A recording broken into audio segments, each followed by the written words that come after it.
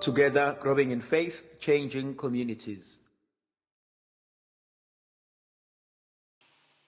Makathunyiswe uJesu Kristo ngegama likaYise neNdodana noMoya ocebileyo. Umusa weNkosi yethu uJesu Kristo, uthando likaNkulunkulu uyise, ubuzalwane ngoMoya ocebileyo makube kini nonke. Namhlanje ithandwa zami ngifisa sifunde encwadini yevangeli njengoba ilotshwe nguMateyu umpostoli. Kwathi besondela eJerusalema sebefike eBethphage ngasentabeni yemhlwathi.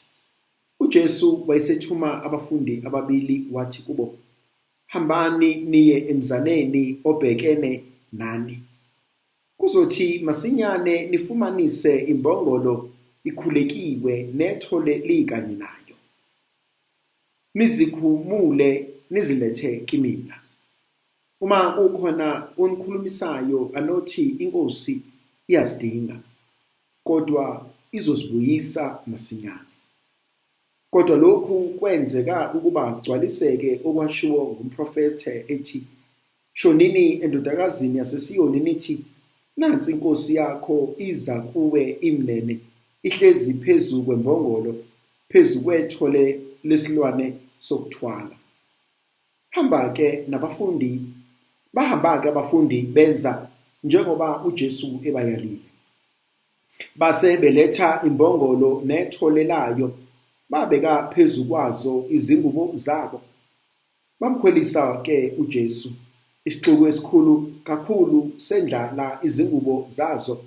Endleleni abanye-ke bagawula amagatsha emithi, bawasakaza endleleni. Izixuku ezazihamba phambili nezazilandela zahlokoma zathi, Hosana ndodana kaDavide. Uyabongeka ozayo ngegama leNkosi, Hosana ndodana yoPhezukonke. Wathi ukuba angene eJerusalema wonke umuzi waphithizela uthi, ngubani lo? Base bethi abantu, lo nguJesu umprofethe waseNazaretha eGalile. Thando zami, ngiyayithanda le ndaba. Kunezinto ezimbili mhlambe engifisa ukuzibalula. Eyokuqala, ngibuka imbongolo uJesu ayisebenzisayo. Ngizibuza ukuthi akasebenzisanga ngani ihashi. Kunomehluko phakathi kwembongolo nehashi. Abantu abaningi mhlawumbe bebezothatha ihashi, kakade ihashi lisetshenziswa ngamakhosi, ngabantu abadla izambane likapondwe. Kodwa uJesu uthatha isilwane esidelelekile, isilwane esibukelwa phansi.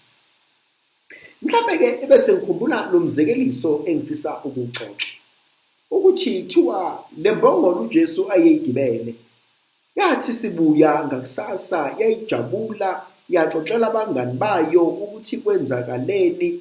Akekho kodwa isho yedwa owayikholwa le mbongolo. Base bethi abangani bayo, hayi, akuphindele emuva siyobona. Mangempela yabuyela emuva imbongolo, yabakhombisa ukuthi ngihambe lana, bengihamba la, kuculelwa. Kodwa into eyenzeka, abantu babethatha amatshe beyishaya imbongolo, beyithuka, bethi ayibuyele emuva. Edikibali imbongolo yesaba, ithuka, idangele, yabuyela emuva. Itheme ibuyele emuva, bonke bayayihleka ukuthi hayi ubuqamba amanga. Kwase bakhona abantu, yathi imbongolo naba bebekhona, babuzeni. Angembala bababuza abantu, bathi abantu, yes, impela siculile uHosana, impela sindlalile phansi amagatsha ney'ngubo zethu. Imbongolo ethi nabo bengiqinisile.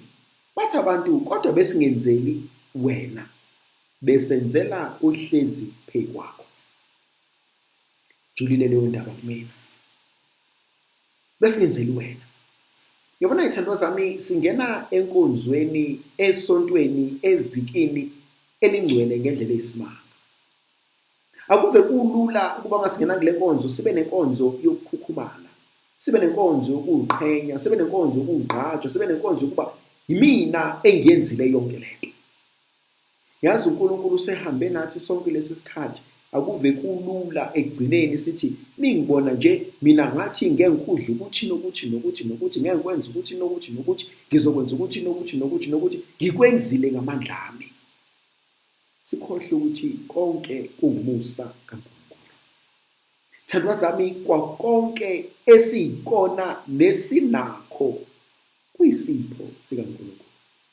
Angeke nangelinye ilanga sibe nayo imvuma yokuba siphakame sichwaneke phezu kwekhanda likaNkulunkulu engathi konke esiyikona nesinakho sizenzele ngokwazi nokuqonda nokuhlakanipha kwethu. Uyazi lento ngiye ngiyibone kwesinye isikhathi uma sihalalisela laba abaphumelele ezikoleni, whether umatibelotsheni noma laba abaqede ama-diploma nama-degrees abo kanye nama-qualifications, iy'tifiketi zabo. Uyazi abanye abaningi bayasukuma bachome bathi yabona ngangalali ngangenza ukuthi ngangifunda kanje. Yebo iqiniso, kodwa konke kwenzeka ngoba uNkulunkulu wayehamba nathi. Le mbongolo ingifundisa inkonzo yokuthobeka. Le mbongolo ingifundisa ukuthi ukube uNkulunkulu ubengenami bengizosala endleleni.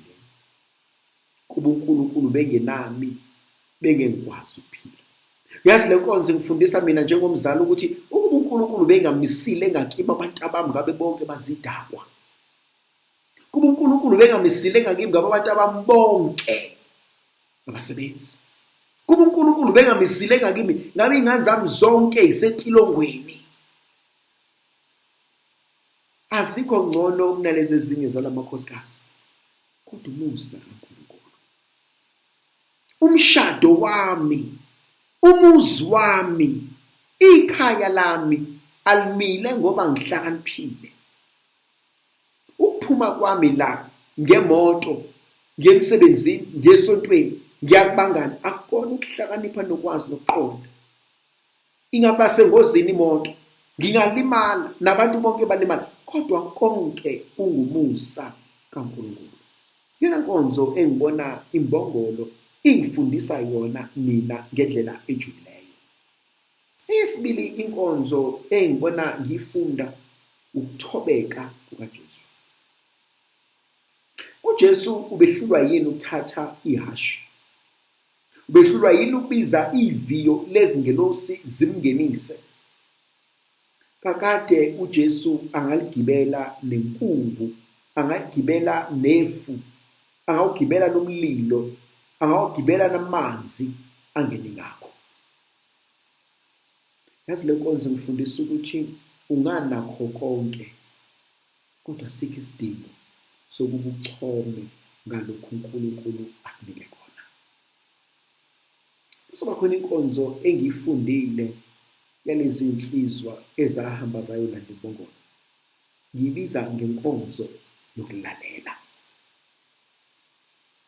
Ayikho into ehlula ukulalela empilweni.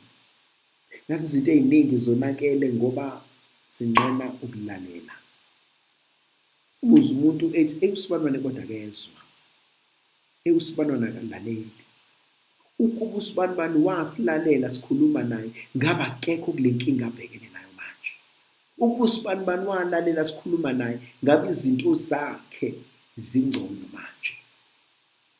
Yazi ukuthi inhlizweni yami angicela inkonzo yokulalela. Ukuthi angithi Nkosi ngicela ungiphe kukona konke ongipha kona, ungangincishi inkonzo yokulalela. Ngoba ukulalela kwami kuyimpumelelo empilweni yami. Uma ngifunde ukulalela wena Nkosi, ngizokwazi ukufunda ukulalela abantu engihlala nabo. Uma ngifunda ukulalela abantu engihlala nabo, ngizokwazi ukufunda ukuzilalela mina uqobo lwami. Bese ngikwazi ukuphikisa ukuthi lokho akuseyiyona intando kaNkulunkulu. Lokho akukona uNkulunkulu ayigqajayo ngakho uma ngibona ngikwenza. Ithanda leyo nkonzo. Bese kuba khona inkonzo engithintayo. Lithi izwi likaNkulunkulu ababehamba ngaphambili nangemuva babecula bethi hosana hosana kweziphezulu. Abanye baze bandlale phansi. Kodwa khona babuza umbuzo, ubani lo ongenayo ngenhloko mengakanani? Bathi uJesu ongumprofete waka-Israyeli. Yangithinta le nkonzo ukuthi uma sesingena nathi kuleli viki elingcwele kangaka, abantu bazobona nomehluko. Sesiyasiphetha phela isikhathi sethu sokuhlawula. abantu bazowubonani umehluko, bazosho nabantu ukuthi eyi, nangu sibanibani, siyawubona uNkulunkulu umehluko awenzile empilweni yakhe. Ikuphi la engikhule khona? Ikuphi la engizothi khona Nkosi ubungekho ngaba ngifinyelelanga la? uNkulunkulu uSomandla kabe nathi asibuthi sazivikela, sikhanyisela, sinika amandla negrasiya lakhe, igama likaYise, Indodana, umoya ocwebileyo. Amen.